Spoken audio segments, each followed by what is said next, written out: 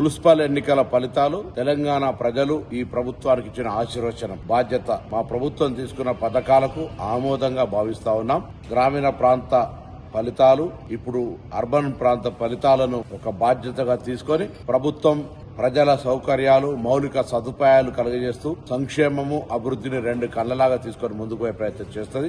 PCC అధ్యక్షులు మహేష్ కుమార్ గౌడ్ గారు, CM Revanth Reddy గారు, ఉప ముఖ్యమంత్రి బట్టి విక్రమార్క గారు, అదేవిధంగా మంత్రివర్గ సహచరులు, యావత్ కేబినెట్, శాసనసభ్యులు, పార్టీ కార్యకర్తలు ఈ ప్రభుత్వాన్ని అధికారంలోకి తెచ్చినటువంటి కార్యకర్తల ఎన్నికలు. ఆ కార్యకర్తల ఎన్నికల్లో బాధ్యత గల ప్రతి నాయకుడు కష్టపడి పనిచేసి ప్రజల ఆశీర్వచనం తీసుకునే విధంగా కృషి చేసినారు. వారందరికీ అభినందనలు.